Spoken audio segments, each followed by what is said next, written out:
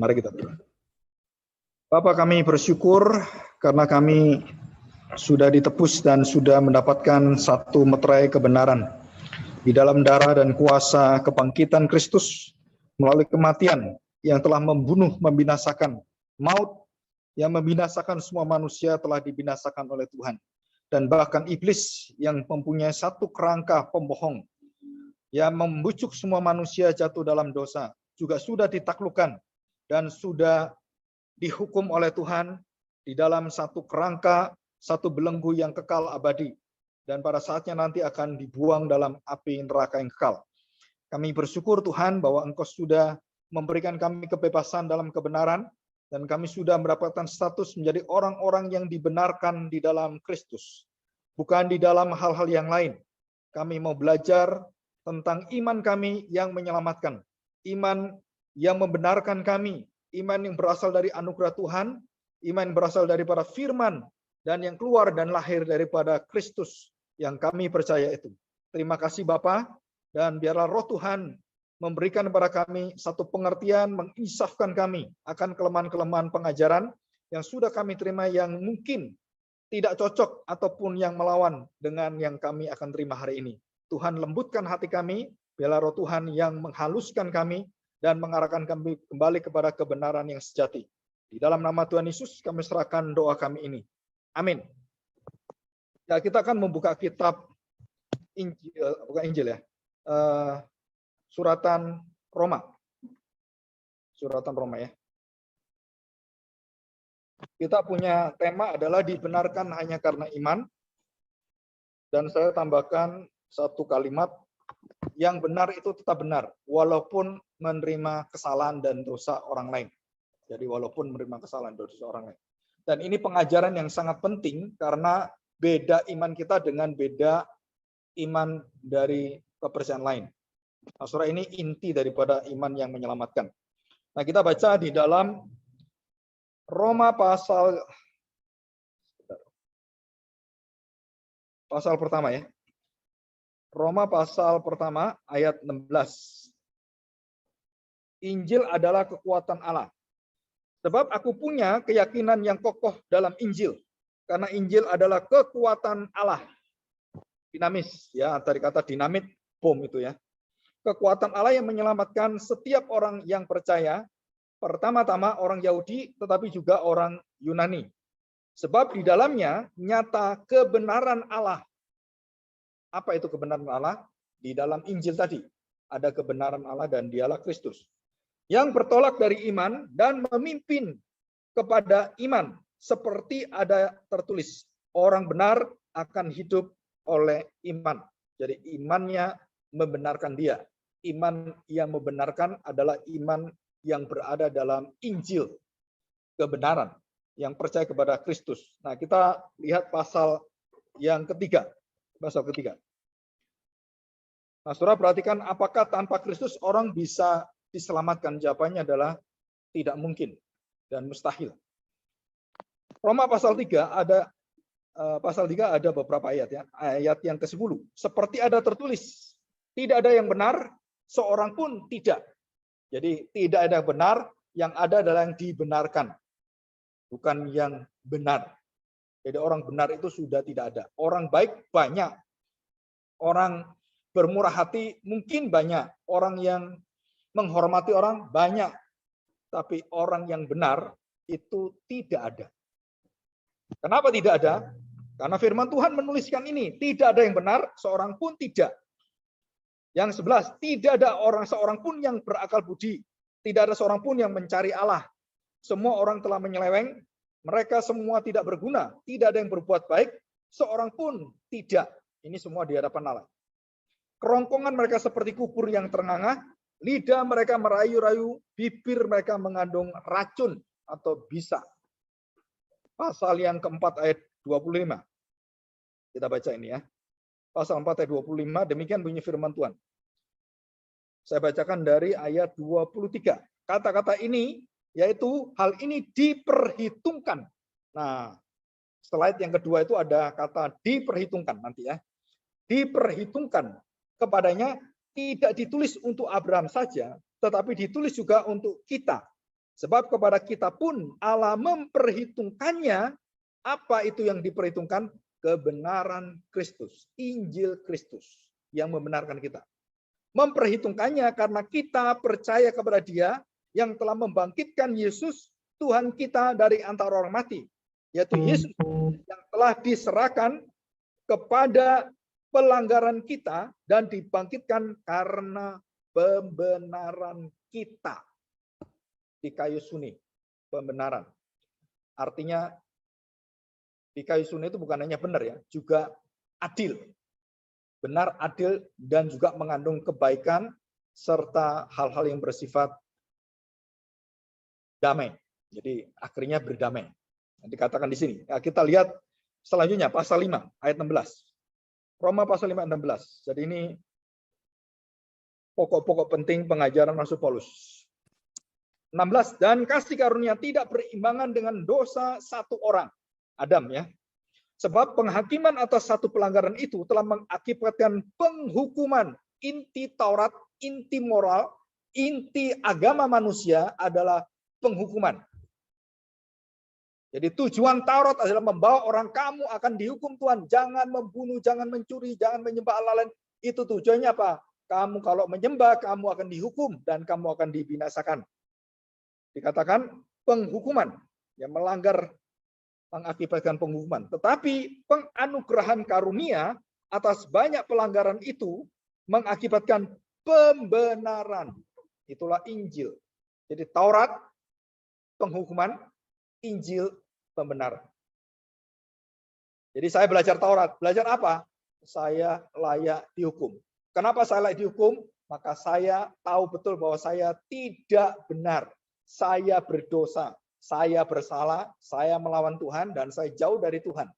Terus bagaimana? Maka diwakili dengan binatang yang diserahkan tanpa cacat celah, tanpa noda, tanpa kerut, dan disembelih, darahnya kemudian diserahkan sebagai pengganti lambang dosa-dosa kita, dan kita mati di sana. Semua agama sama. Mau agama Islam, agama apapun, kepercayaan apapun, sampai ke suku-suku sama semua. Ada disebut sebagai penebusan darah. Ya, hampir semua agama suku mengenal tentang penebusan. Dari mana asalnya? Ya kita nggak tahu. Ya dari mana? Pasti dari Adam, dari sejak dulu kala kan sudah diberitahukan bahwa harus ada yang menebus dosa. Dan di dalam konsep apapun itu ada hal seperti ini. Jadi cuman masalahnya adalah mereka membangun konsepnya dengan cara manusia, dengan pikiran manusia, dengan mencari jalan, dengan kekuatan manusia, maka itulah jalan-jalan agama semua yang ada. Dengan perbuatan baik, saya bisa dibenarkan Tuhan. Dengan saya berpuasa, saya dianggap bisa menghapus dosa saya. Dan banyak sekali pekerjaan-pekerjaan pelayanan perbuatan manusia yang bisa membenarkan dirinya dan bisa, tanda petik, menghapus dosa. Saudara, menghapus dosa dengan diselamatkan itu beda.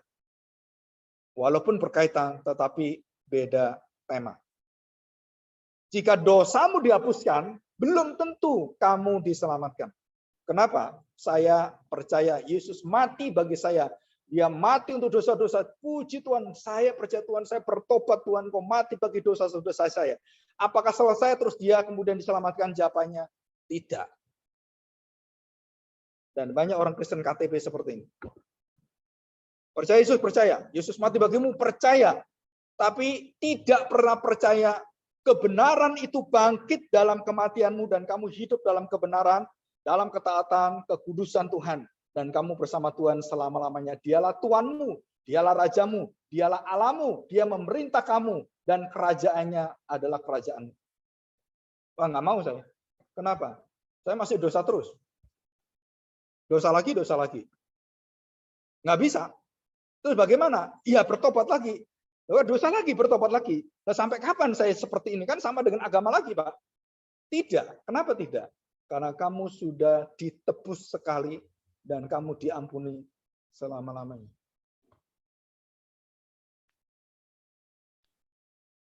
Nah, ini yang tidak ada di agama lain. Oh, kalau saya berdosa, ya saya tanggung jawab menebus dosa saya. Ini enggak. Bukan kamu yang nebus, tapi Tuhan yang melakukan, dan dia lakukan di kayu salib. Dia mati sekali dan selama-lamanya kamu dibenarkan. Kamu dibenarkan selama-lamanya. Bukan saat ini saja, tetapi selama-lamanya. Ya. Jadi kita percaya bahwa apa yang dilakukan Tuhan Yesus tidak akan mampu dilakukan oleh siapapun. Dan dia membenarkan kita dengan apa? Dengan mengambil seluruh penyakit kita, seluruh kutukan, seluruh dosa kita, dan kebebalan kita, kedablekan kita, kekejian dosa kita, dan kejisikan hidup kita. Diambil semua. Nah, saudara, siapa yang bisa menerima dosa orang lain? Saya berdosa, saya nggak boleh terima dosa orang lain. Imam besar datang dan kemudian menebus dosa. Dan dia tidak bisa menebus dosa. Dia harus ditebus dulu. Saya ditebus dulu, baru saya dipakai Tuhan untuk sebagai imam, berdoa bagi umat saya, dan barulah Tuhan memakai saya. Tapi saya sendiri harus ditebus. Jadi imam pun orang berdosa. Itu jelas sekali. Jadi saudara jangan pernah berpikir pendeta itu tidak punya dosa. Sehebat apapun dia pendetamu, sepinter apapun, saudara, dia penuh dosa. Bukan hanya berdosa, penuh dengan dosa. Wah Pak, nggak mungkin Pak, ini pendeta ini bagus sekali. Wah, khotbahnya bagus, hidupnya kudus. Matamu yang lihat, Tuhan beda. Tuhan melihat. Ya kan? Wah, dia berpuasa, dia berdoa, dia memimpin, dia melakukan semua kerohanian yang luar biasa. Wah, dia berhasil melakukan banyak misi yang luar biasa, saudara. Bagimu, seolah-olah dia itu sempurna. Bagi Allah, satu dosa saja mengkamiri seluruh kebenaran. Nah, saudara perhatikan. Jadi satu dosa. Jadi kalau ada dosa, ini contoh aja. Seorang hamba Tuhan yang sangat luar biasa, tiba-tiba dia membenci istrinya. Gitu kan. Membenci itu kan membunuh. Dalam hatinya dia membenci istrinya, tapi dia bisa berkhotbah. Saudara di hadapan Tuhan.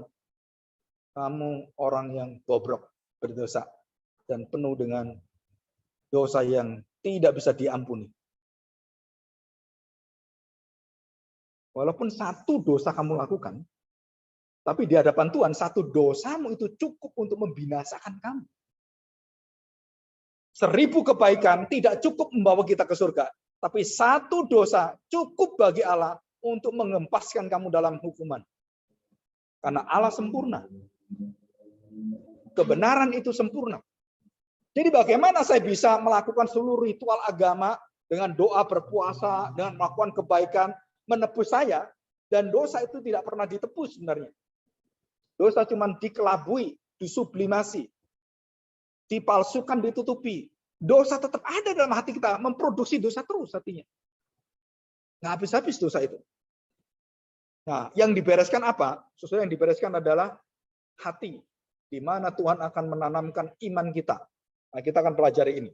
Ya, oke, kita lanjutkan. Roma pasal 5 ayat yang ke-16 ya. Pembenaran sudah, kita lihat ayat yang ke-17-18. Sebab jika oleh dosa satu orang, maut telah berkuasa atas satu orang itu, maka lebih benar lagi. Lebih benar lagi. Ya, dikatakan di sini, lebih benar lagi, dikatakan, ayat yang ke-17, lagi bagi mereka ya, yang telah menerima kelimpahan kasih karunia dan anugerah kebenaran akan hidup dan berkuasa oleh karena satu orang itu, yaitu Yesus Kristus. Sebab itu, sama seperti oleh satu pelanggaran semua orang beroleh penghukuman, demikian pula oleh karena satu perbuatan kebenaran, semua orang beroleh kebenaran untuk hidup. Jadi ini seimbang. Satu melanggar, semua mati. Satu benar, semua dibenarkan. Jadi seimbang. Jadi tidak pilih kasih. Jadi Tuhan memberikan jalan yang adil dan benar. Dan inilah jalannya. Ayat 18.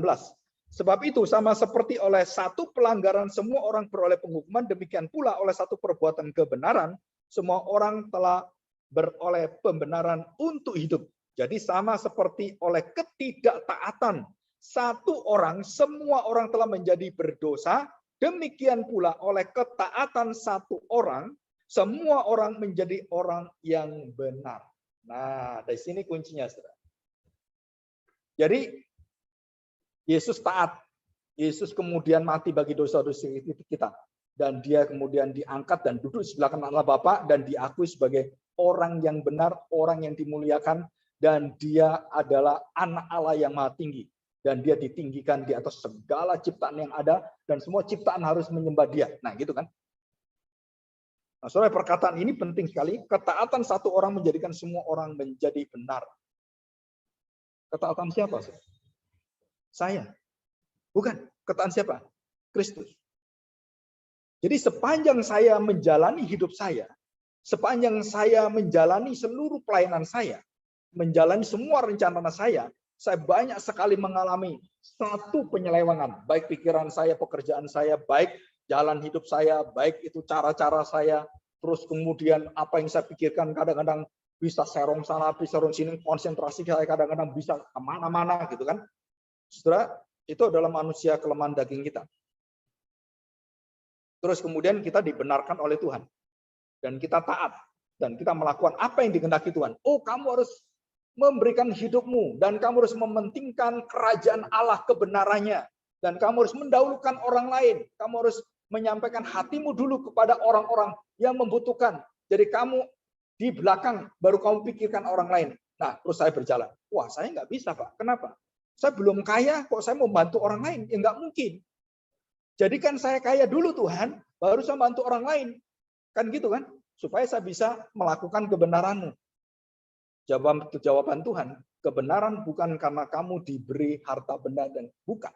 Tapi kebenaran adalah dari niat hatimu. Kalau niatnya sudah nggak ada, kamu minta sesuatu supaya kamu keluarkan niat itu, maka begitu berkat keluar, niatmu pasti mati dalam dosa. Jadi jangan sembarang bernasar berjanji pada Tuhan. Ada orang yang berjanji sampai mati, akhirnya janjinya tidak ada. Pernah ngomong gini, ini di gereja. Pak, nanti kalau tanah saya laku, ini tanah saya ada sekitar kira-kira dijual semua itu 20 miliar. Saya persembahkan kepada Tuhan. Berapa sudah tahu? Saya sudah tua, Pak. Saya persembahkan dari 20 miliar itu, saya persembahkan 50%, 10 miliar. 20, 10 miliar. Saya kasih. Anak-anak saya udah kaya semua. Kalau laku. Nah, saudara.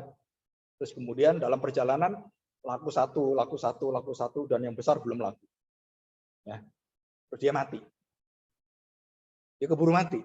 Dan waktu dia mati, tanah ini laku. Dan kemudian anak-anaknya sudah mendengar janji papanya. Saya tanya, apakah anaknya punya hati seperti papanya? Jawabannya, nggak bisa, bagi dulu warisan. Dan dari warisan dan sudah dibagi-bagi, nah punya daripada papanya kan sudah mati. Haknya papanya apa? Nggak ada. Jadi nggak ada yang dibagi itu Tuhan. Orang sudah mati.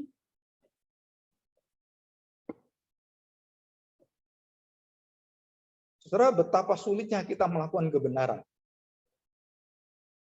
Jadi papa yang janji, ya urusan papa. Kan anaknya nggak ikut. Urusan papa. Padahal dia mengatakan bahwa anaknya sudah dibagi semuanya, sudah selesai dibagi semuanya, dan ini milik papanya nih. Tapi anaknya tetap ingin memilikinya dan membagi semua dibagi. Loh, yang papanya nggak ada kebagian, udah mati. Terus gimana? Untuk Tuhan siap berapa? Nggak ada. Akhirnya mamanya karena punya belas kasihan, ya udah dikasih ke gereja aja berapa 100 juta. Dan dikasihkan ke gereja 100 juta. Saudara, saya tanya, apakah itu perbuatan kebenaran? Menyenangkan hati Tuhan? Saudara, ini serba rumit. Kenapa? Karena ini etika Kristen. Nggak ada sesuatu yang menjadi patokan yang jelas. Itu semua bergantung pada hati kita semua. Kalau kita lihat, oh papa kita pernah janji seperti ini, dan kemudian kita mengamini, oh iya Pak, betul Pak. Dan kemudian ini beda dengan anak di Jakarta. Dan kemudian anak tanya, gimana papa mati di pernah janji seperti ini? Ya, kasih ke gereja Pak, semua kasih ke gereja. Dan kami rela kasih ke gereja. Oh itu anak-anak baik. Dan akhirnya kasih ke gereja tanahnya itu. Jadi bangun gereja di situ. Wah, beda dengan yang tadi kan? Bagi dulu warisannya. Nah, saudara, kita tahu bahwa semua apa yang dipikirkan oleh manusia, ujung-ujungnya adalah kepentingan dirinya sendiri, bukan orang lain. Semua ujung-ujungnya itu untuk diri kita sendiri. Saudara, pada satu akhir nanti, Tuhan akan meminta kita supaya kita hanya memegang Dia. Saudara, kalimat saya ini kalimat eskatologi.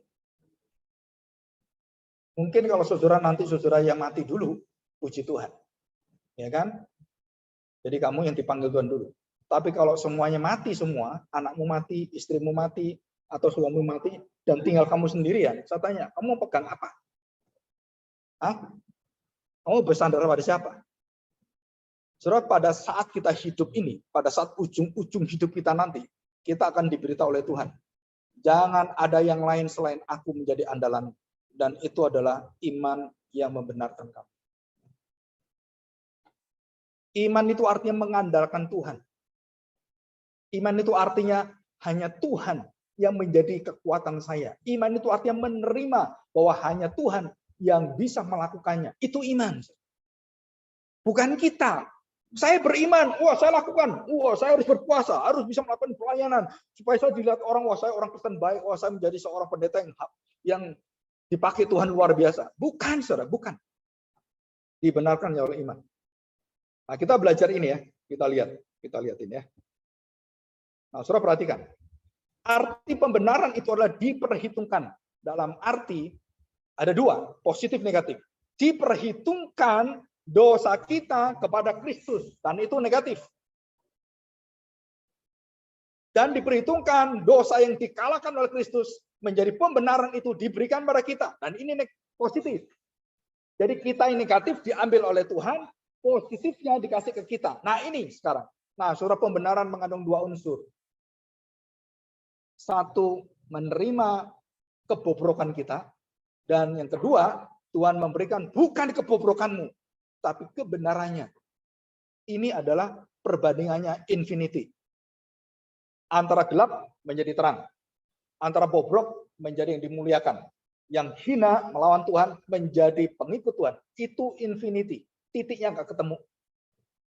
Bumi dan langit sejauh timur ke barat. Dan itulah dosa. Pembenaran itu adalah menyatukan titik yang tidak ketemu. Menjadi ketemu.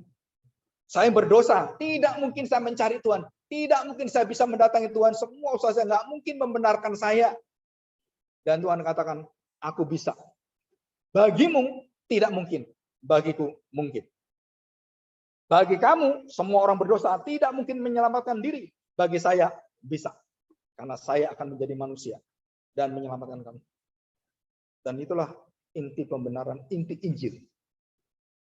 Jadi kebenaran Kristus, kalau kita lihat, berasal dari dirinya sendiri. Asali, orisinil. Tapi kebenaran kita, dari mana? Yang ada keberdosaan kita, saudara. Kenapa kamu dibenarkan? Karena kamu gak benar. Kan intinya itu kan. Kenapa kamu dibenarkan? Ya karena kamu gak benar, kamu berdosa, dan kamu tidak bisa membenarkan diri, tidak bisa mengalahkan dosamu, kamu perlu dibenarkan dari segala pelanggaran dan dosamu. Dan itu inti daripada pembenaran. Jadi kebenaran saya berasal dari mana? Kristus yang mengangkut segala ketidakbenaran saya, ketidaktaatan saya, dan pelanggaran saya, dosa saya, diangkut oleh dia. Dan dia ubahkan itu menjadi apa? Kebenaran yang diimputasikan, ditransfus ke kita. Dan kita akhirnya menerima kebenaran Tuhan. Kita dibenarkan.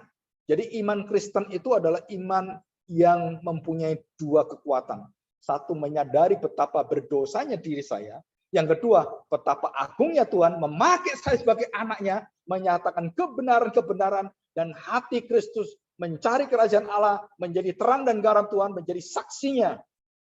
Dan itu adalah berbeda. Dulu saya menyaksikan kebobrokan, ngajak orang, saya diajak ke tempat pelacuran, diajak ke tempat judi, ngajak teman-teman merokok, wah itu pokoknya bawa ke dalam kegelapan. Sekarang, saya nggak mau lagi seperti itu. Saya bawa orang itu untuk mengenal Tuhan. Saya bawa mengenal Injil, saya bawa mereka untuk mengenal, dan semuanya berbalik seperti gelap dan terang. Saudara, jika hati kita nggak ada seperti itu, nggak ada keprihatinan terhadap orang-orang yang di dalam kegelapan, saudara, kita belum tahu Injil sesungguhnya. Saudara, para rasul itu melayani Tuhan bukan karena dia melayani dirinya, tapi dia tahu hati Tuhan. jeritan orang-orang berdosa. Dan Rasul Paulus, dia tahu bagaimana dia melayani, dia punya proyeksi, dia punya rencana dan rancangan-rancangan. Dia mau ke Asia, ke Bitinia, di situ ada jiwa-jiwa yang luar biasa. Dan dia mau mengerjakan itu begitu, berjuang luar biasa. Roh Kudus mengatakan, tidak Paulus, aku punya rencana yang beda dengan rencanamu. Pergi ke Makedonia, terbalik kamu jangan ke sana, kembali ke sana. Menurut Paulus, ini yang bagus, ini yang benar, ini yang luar biasa, ini yang nanti hasilnya luar biasa. Dan Paulus katakan, tidak Paulus, kamu ke Makedonia. Dan di situ kamu akan dipenjara dan kamu akan mati di sana. Terus saya nggak bisa melayani dong. Kalau saya dipenjara, terus siapa yang ngabarkan Injil? Kalau saya dirantai, terus siapa yang bersaksi? Nabi Agabus mengingatkan Rasul Paulus, kamu akan dirantai seperti ini. Kamu dia bisa kemana-mana lagi. Tamatlah pengabaran Injil. Kenapa? Para hamba Tuhan, Rasul Petrus, Yohanes, kemudian Rasul Paulus dipenjara semua. Udah selesai. Tidak ada pengabaran Injil. Selesai kan? Bagimu, bagi Tuhan, nggak ada yang selesai. Dan di tempat-tempat penjara inilah, seluruh kitab perjanjian, lebih dari 50%. Ya, sekitar hampir 65%. Suratan rasul-rasul keluar dari tempat-tempat seperti itu. Dan mereka tidak sedang mengabarkan Injil secara kegiatan fisik manusia. No, mereka sedang berdiam dengan Tuhan dan mereka menuliskan suratan-suratan. Dan itulah pengabaran Injil yang paling hebat. Yang terus kemudian menjadi warisan penginjilan seluruh dunia. Dan itu tidak masuk akal. Kalau rasul-rasul itu sibuk ngabarkan Injil, sono, sini. Kita nggak tahu itu caranya gimana Paulus ngabarkan Injil. Kita nggak tahu. Nah, karena dia menuliskan riwayatnya, dia menuliskan bagaimana Roh Kudus memimpin dia, dan dia tuliskan satu persatu. Dan di dalam saat di penjara itulah Tuhan memberikan hikmat dan dia menuliskan. Nah, setelah saya baru mengerti, kemarin ada kesaksian dari Profesor J. Adams ya, dari Westminster, ahli psikologi, dan John Frame. Dua orang ini berantem dalam teologi providensi Allah. Ya, walaupun bukan berantem dalam arti negatif ya, tapi mengkritik beda pendapat. Nah, dan dikatakan di situ ada sesuatu yang sangat indah yang mereka terima. Apa itu? Di dalam kelemahan masing-masing, mereka mengakui bagaimana Tuhan bekerja dan mereka melihat karya Tuhan dan mereka bisa tetap berdamai, berkolega dan saling melengkapi walaupun beda pendapat. Setelah itu sangat mengagumkan sekali jiwa orang-orang yang dewasa rohani itu. Tapi di sini diomongin sedikit aja, wah, sumutnya keluar tuh. Tanduknya keluar. Saya pernah ngomong satu orang, oh, ini siapa yang ngajar? Oh, ini Pak yang ngajar Pak gini. Wah, itu nggak sesuai firman Tuhan itu. Oh, dia udah pendeta senior Pak. Dia sudah melebihi Alkitab. Wah, Alkitab pun itu harus belajar ke dia. Waduh, siapa yang ngomong? Ya, dia sendiri Pak gitu. Jadi kami percaya bahwa Alkitab itu lebih nggak benar, dia lebih benar. Bayangin jemaat bisa punya pengertian seperti itu, Saudara. Dan saya percaya hampir semua jemaat yang modelnya seperti ini banyak sekali. Saudara. Jadi pendetanya itu di atas Alkitab. Dan dia ngomong, wah nggak perlu pengakuan iman rasuli, pengakuan yang bapak-bapak gereja, nggak laku percuma. Itu kuno, pikiran manusia, itu para filsuf. Bukan dari Tuhan. Yang dari Tuhan itu, ini yang saya ajarkan. Udah jangan lihat jangan dengar khotbah orang lain, dengar khotbah saya aja. Saudara, ini satu kematian rohani. Dan bayangkan kalau yang melihat, yang nonton, yang mendengarkan, itu jutaan orang. Itu dalam kematian rohani. Kekristenan bukan semakin baik. Ya, kekristenan itu semakin mengalami satu degradasi dan kekurangan pengajaran yang benar. Dan kita berusaha untuk bisa menyeimbangi itu. Oke, saudara, jadi kebenaran Kristus itu orisinil, tidak berasal dari siapapun, sedangkan kita, kebenaran bukan berasal dari diri kita. Yang ada dalam diri kita itu apa? Kebersalahan, ketidaktaatan, keberdosaan, dan semuanya ada di dalam saya. Saudara harus tahu ini. Jadi kalau saya bisa melakukan kebenaran, dari mana kebenaran yang kamu lakukan? Karena saya diberi diinfus, diimplementasi, atau diimputasikan oleh karena Kristus. Dan siapa yang melakukan kebenaran Kristus itu dalam diri saya? Roh Kudus. Yang menginsafkan akan dosamu, membawa semua perbuatanmu dalam penghakiman, dan akan memberikan pada kamu satu jalan kebenaran, jalan kehidupan. Dan dialah Kristus. Baru kita sadar. Jadi Pak, saya bisa menghasilkan buah kebenaran, buah pertobatan, buah Injil, itu bukan berasal dari saya. Bukan. Dari mana? Dari Kristus. Kebenaran Kristus yang diberikan pada saya dan melahirkan seluruh perbuatan-perbuatan baik saya yang berasal dari kebenaran. Nah, saudara, jadi kondisi di dalam hati kita itu harus menerima, memiliki dulu pembenaran ini. Bisa ya? Terus bagaimana saya bisa mengerti pembenaran ini? Maka Tuhan memberikan dalam hatimu disebut sebagai IMAN. Apa itu? Iman.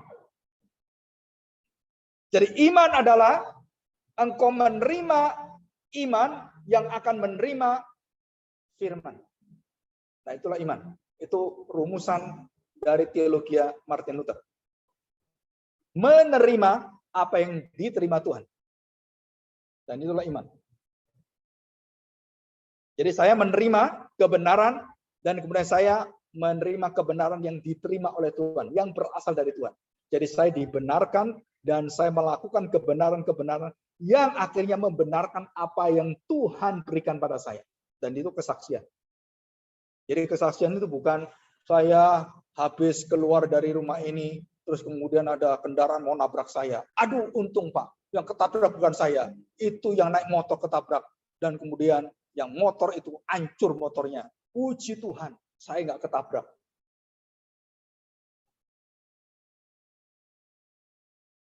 Karena banyak kita kesaksian yang modelnya seperti itu.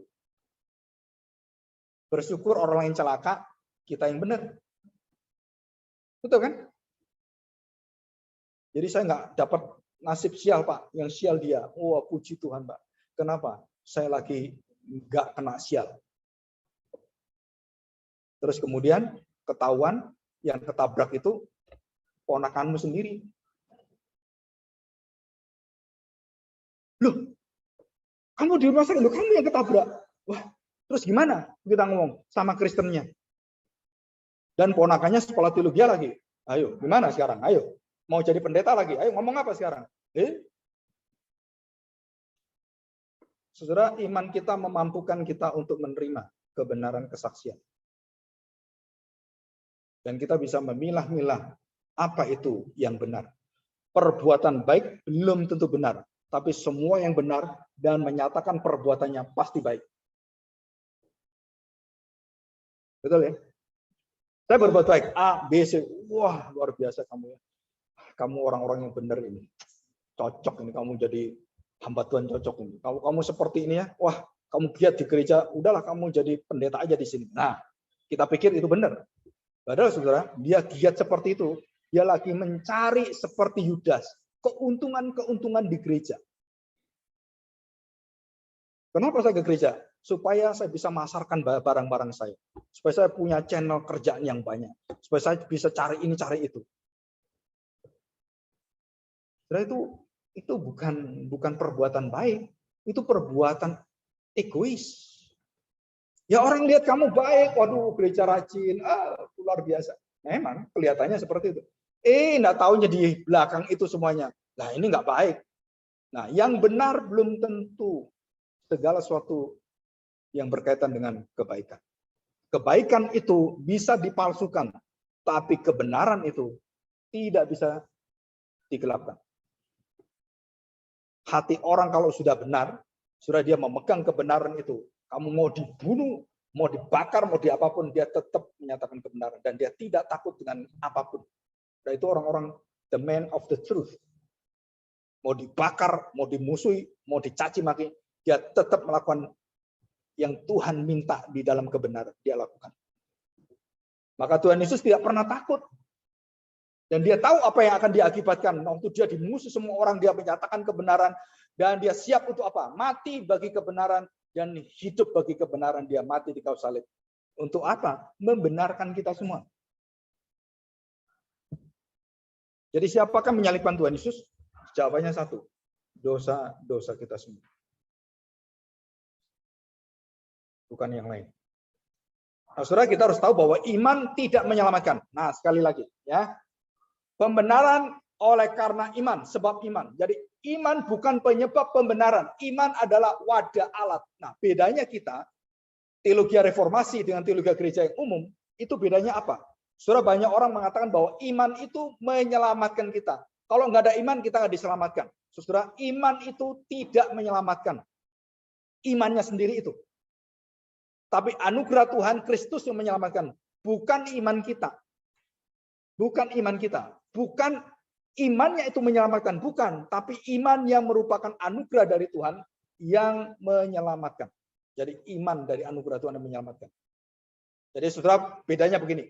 Ini ya. Ada pisau.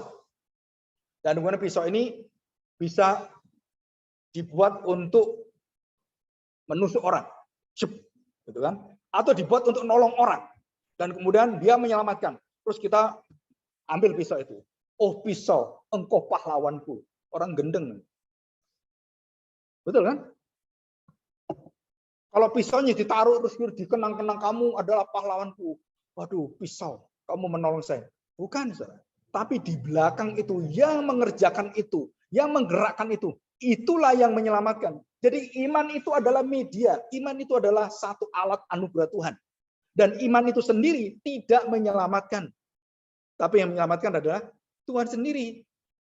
Termasuk mujizat, termasuk perbuatan-perbuatan paling besar, tanda-tanda yang diberi oleh Tuhan, itu tidak menyelamatkan. Yang menyelamatkan siapa? Kematiannya di atas kayu salib yang mati. Dan di situ dia curahkan darahnya. Dia menyelamatkan kita. Saudara, ini harus tahu bedanya. Kenapa? Kalau tidak, kita akan jatuh ke dalam ritual legalisme agama. Normalitas agama. Wah, kamu nggak rajin. Wah, kamu belum tentu masuk surga. Saudara masuk surga atau tidak karena rajin. Wah, kamu dibakar ya. Kalau dibakar, kayaknya masuk neraka dulu kamu. Kenapa? Belum apa-apa udah dibakar. Masuk neraka kamu. Maka semua orang karismatik Pentakosta tidak boleh dibakar. Kebanyakan orang Protestan dan Katolik boleh dibakar. Jadi dari cara mati pun kita sudah pisah. Yang satu dibakar, yang satu ditanam. Yang masuk surga siapa? Yang ditanam. Dari debu kembali kepada debu, dari tanah kembali kepada tanah. Gitu kan? Kan nggak ada katakan dari abu kembali kepada abu, gitu nggak ada. Saudara, jadi kita punya cara membenarkan itu kemudian menjadi cara pembenaran secara pemikiran-pemikiran manusia yang banyak sekali akhirnya menjadi agama-agama. Dan iman Kristen kita bukan iman yang berdasarkan hidup mati kita, masuk surga, masuk neraka. Berdasarkan apa? Perbuatan-perbuatan kita, Pak, kalau begini itu masuk surga. Bukan, saudara. Bukan sama sekali. Tapi itu adalah karena karya Kristus. Iman kita pada Kristus. Loh Pak, kalau terus orang percaya pada Kristus matinya dibakar gimana? Iya masuk surga. Oh kan nggak mungkin Pak. Karena dibakar. Saya beritahu. Segala ciptaan Allah itu bisa dikembalikan semula, dipulihkan oleh Tuhan. Bisa.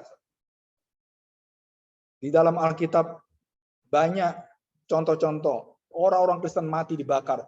John Wycliffe, John Anne Hutchinson, dan berapa puluh orang yang mati dibakar hidup-hidup. Apakah mereka masuk neraka? Dan mereka mati karena mereka menyatakan kebenaran.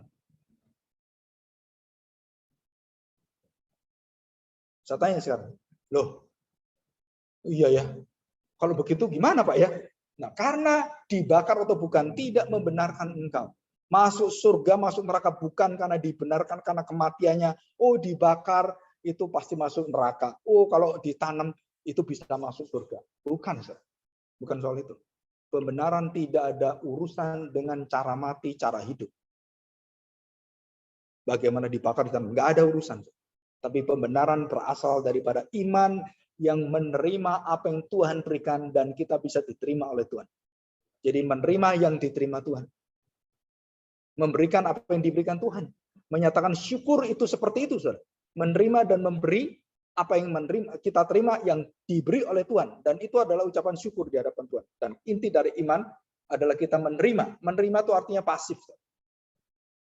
Semua iman itu adalah pasif. Dan dari kepasifan inilah iman itu kemudian menggerakkan seluruh perbuatan baik kita menjadi aktif di dalam iman itu. Jadi iman diterima dalam pasif dan kemudian digerakkan dalam perbuatan pelayanan kita, perbuatan baik kita menjadi aktif. Tapi iman yang aktif itu harus menerima dulu yang pasif dari Tuhan. Dan dari pasif itu kemudian dia bergerak keluar. Dan di situ bergerak satu energi, negatif dan positif dalam diri kita. Ya, oke, kita lanjutkan sekarang. Saudara perhatikan baik-baik. Gereja Tuhan khususnya ya, gereja Tuhan secara khusus itu berbeda-beda aliran, dan kita tahu bahwa Roma Katolik banyak sekali menekankan kepada ritual itu bisa mendatangkan keselamatan dan pembenaran, khususnya baptisan.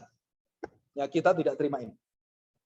Jadi di Roma Katolik mengajarkan baptisan itu yang membenarkan kita. Kita tidak, baptisan tetap ritual, yang membenarkan tetap Kristus, dan kita tidak ada media selain Kristus. Dan itu bedanya, supaya saudara tahu. Ya, selanjutnya kita lihat ini.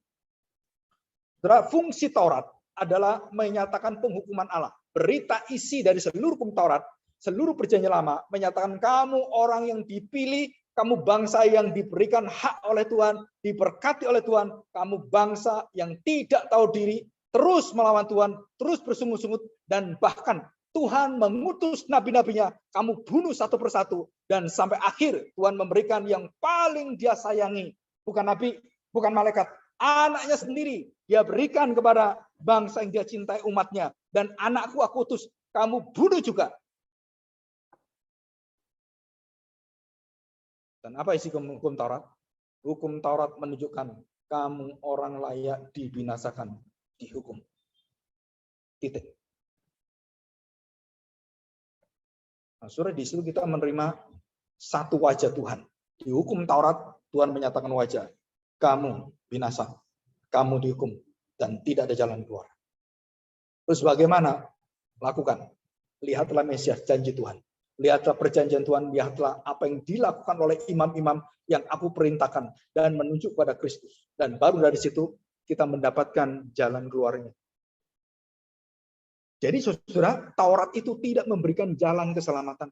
Taurat tidak menyatakan Taurat itu adalah yang menyelamatkan, tidak. Tapi Taurat itu menunjuk kepada Kristusnya.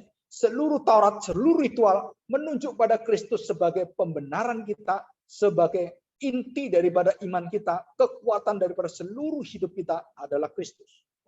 Dan semua sama. Dari kitab Kejadian sampai kepada kitab Maleakhi, fungsinya sama. Tuhan melihat bangsa Israel, orang-orang biasa dan seluruh manusia adalah orang berdosa dan tidak layak untuk diselamatkan. Bersungguh-sungguh terus. Dan apa yang dikatakan oleh Musa, oleh Daud, oleh Abraham, atau oleh Yakub, dan juga kita tahu pengajaran itu. Saudara, satu perkataan. Mereka berdoa pada Tuhan. Tuhan, ingatlah Tuhan, mereka pernah baik dengan kamu. No. Tuhan, ingatlah, mereka itu ada kesayanganmu. No. Tuhan, ingatlah, mereka itu pernah lo ngelawan orang-orang Kanaan menang. Oh Tuhan, mereka berhasil pelayanannya. Selamatkan mereka Tuhan. No. Waktu mereka biadab, waktu mereka mempersembahkan anak kepada Molok, waktu mereka melakukan kekejian dosa yang luar biasa, dosa-dosa yang tidak pernah dipikirkan oleh manusia. Saudara, Musa melihat kebebalan hati bangsa Israel, umatnya, dan waktu dia lihat hatinya itu, apa yang dilihat? Binasalah kamu. Memang kamu bangsa layak dibinasakan. Dan Tuhan marah. Kemudian Musa, minggir kamu. Aku akan binasakan semua bangsa ini. Harun, minggir. Saudara, Musa tidak membenarkan dosa bangsanya. Tapi dia menuntut janji Tuhan. Nah, ini hebatnya. Itu doa kita. Jika ada orang yang berbuat dosa, melawan Tuhan, saudara nggak perlu ungkit dosa-dosanya, tapi ungkit Tuhan kalau dia anakmu, dia kesayanganmu, dia umatmu, dia pilihanmu, dan dia engkau selamatkan. Aku tagih janjimu. Selamatkan dia. Dan kita punya hak untuk itu.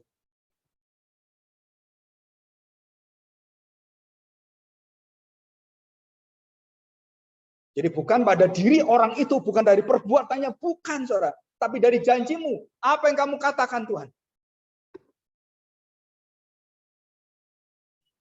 Saudara, kalau kita lihat manusia, saya percaya saudara, nggak ada satupun yang layak diangkat oleh Tuhan sebagai anaknya.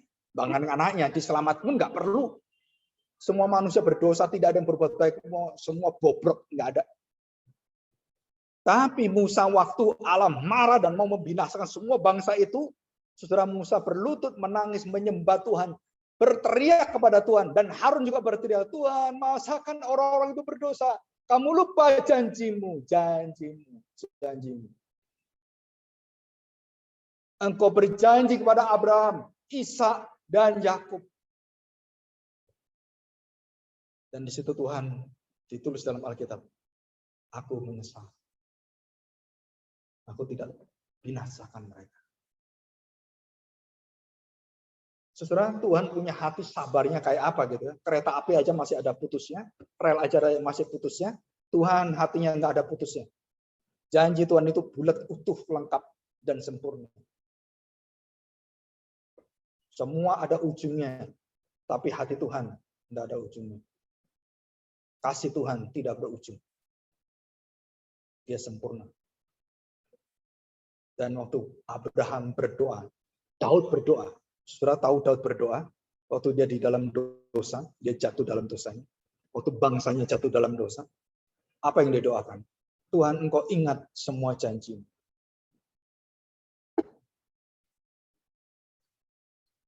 Saudara, kita harus berdoa mengingat janji Tuhan. Dan itulah kekuatan hidup orang percaya. Janji itu harapan. Janji itu penantian, janji itu diam, kita menantikan tangan Tuhan bekerja. Diam, kita lihat bagaimana Tuhan akan bekerja bagi kita. Diam bukan artinya Tuhan campur tangan, mencampuri, bukan. Tuhan yang mengontrol sesuatu dan semua berdiam. Dan waktu Gideon memilih orang, ribuan orang dipilih oleh dia, orang-orang hebat, orang yang luar biasa, dan Tuhan cuma saring satu tempat dengan satu cara. Apa caranya?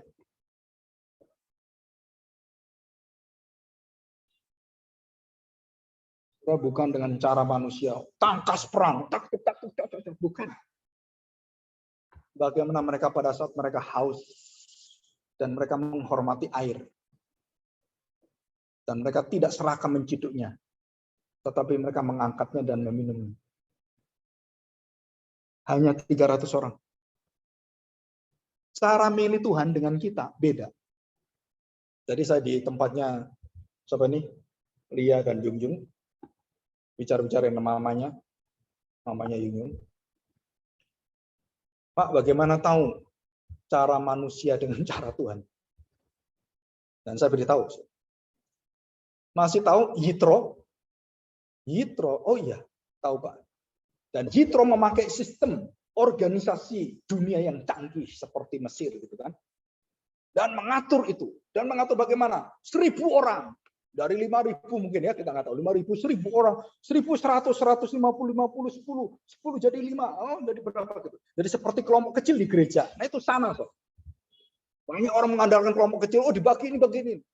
Saudara, saya waktu mengadakan kelompok kecil, saya katakan, this is an organic fellowship, not organisasi fellowship. Selalu saya tekankan. Kenapa? Kalau mau terus ada, itu harus organik. Berasal dari hati orang itu yang bertemu dengan Tuhan dan bersekutu dengan satu kekuatan firman Tuhan, dan dia terus ada karena organik, tapi bukan organisasi. Dan semua yang dimulai organisasi ambruk semuanya. Nah, Yitro memulai dan mengatur Musa, memberitahu Musa, jangan kayak gitu Musa, kamu salah, ini cucu saya imam ini. Kan mertuanya imam. Atur 1.000 orang, 100 orang, 50 orang, 10 orang. Nah, coba lihat. Wah, benar ya, ayo kita atur, benar. Saya tanya, pengaturan itu tidak membuat hati dari bangsa Israel lembut, bebal, dan tambah ngelawan dia. dan membuat semua orang akhirnya mau membunuh Musa. Organisasi nggak ada gunanya. Dan kemudian waktu Musa mau dibunuh dan berada di kemah pertemuan, Harun dan Musa di ujung tanduk, dia mau dibinasakan, mau dirajam. Apa yang terjadi? Tuhan turun dengan kemuliaannya. Dan hebatnya Musa, saudara, hati seorang hamba Tuhan itu, saya tiru Musa, susah. Dia tidak marah kepada jemaatnya, dia tidak marah pada orang-orang yang marahi dia. No, dia memohonkan, Tuhan, ingatlah janjimu. Buat mereka itu, Engkau pencipta segala roh. Buat mereka itu, berubah hatinya. Hebat, saudara. Nggak ada seorang hamba Tuhan, gembala sidang, pendeta seperti Musa. Sakit hati itu bisa terima seperti itu. Dan ingin membalikkan hati jemaatnya supaya jadi baik. Mengharapkan bukan kebencian, bukan, saudara. Aku harap kamu jadi baik. Saya kalau keluar dari satu tempat selalu berdoa, Pak. Semoga orang-orang ini jadi baik hatinya, Tuhan. Aku doakan janjimu, Tuhan. Kalau dia adalah anakmu, kamu pasti ubahkan hatinya. Janjimu. Dan waktu Musa berdoa dengan kelembutan hatinya dan dia berdoa. Saudara, Musa tidak sakit hati, tidak marah, tidak. Dia mengatakan, Tuhan, aku berdoa. Janjimu. Dan apa yang terjadi? Allah mengatakan, minggir, aku akan binasakan. Tuhan, jangan. Oke, kalau begitu gimana? Oke, Musa, karena kamu sudah tidak tahan, aku mengambil rohmu. Wah, hebat ya. Musa punya Roh Kudus ini yang membuat dia mampu mengatur semuanya, dan dia kewalahan karena dia mengatur pakai cara-cara Yitro itu, dan diambillah rohnya, dan dari rohnya ini dibagi ke 70 orang. Dan itu organisasi surgawi, bukan pengaturan organisasi dunia. Sampai hari ini rahasia ini banyak orang nggak tahu. Kita selalu pakai bagaimana jadi ini, bagaimana diatur. Saudara, kita lupa doa dulu, minta Tuhan. Siapa yang ngatur, yang punya hati, yang punya, silakan. Tuhan akan atur. Dan orang-orang yang mengatur dengan hati itu gampang dinasihati hatinya, lembut hatinya. Tapi kalau sudah ngatur organisasi, dinasihati, nah bisa, ini hak saya, ini tempat saya, jangan otak-atik saya. Wah, udah hancurlah kamu. Dan hampir semua hancur seperti itu.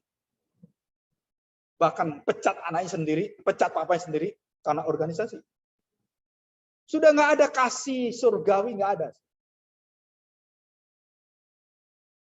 Dan waktu saya cerita itu, bagaimana Tuhan mengambil roh Musa dan menyampaikan, wah, bagaimana itu Pak ya? Minta kuasa Tuhan, doa, berlutut bersama pada Tuhan. Saudara, saya tahu beberapa tempat gereja di dalam kesendirian. Dan sekarang penatunya cuma satu lagi. Jadi saya bisa merasakan hati yang berat mengatur gereja sendirian. Tapi kita punya roh yang luar biasa. Dan kita berdoa. Dan itulah yang membawa kita, memampukan kita, mampu melakukan kebenaran Tuhan. Roh apa? Roh kebenaran. Jadi pembenaran di dalam iman, hanya di dalam Kristus, firman Kristus. Dan bagaimana saya bisa dibenarkan, saya bisa melakukan kebenaran, kamu harus hidup baru. Siapa yang menghidupkan kamu? Roh kebenaran menghidupkan kebenaran Kristus dalam dirimu, membenarkan kamu, dan menjalankan kebenaran-kebenaran sesuai dengan kebenaran Kristus. Dan siapa yang melakukan semua, menyanggupi itu semuanya, memampukan kamu, roh kebenaran, Roh Kudus.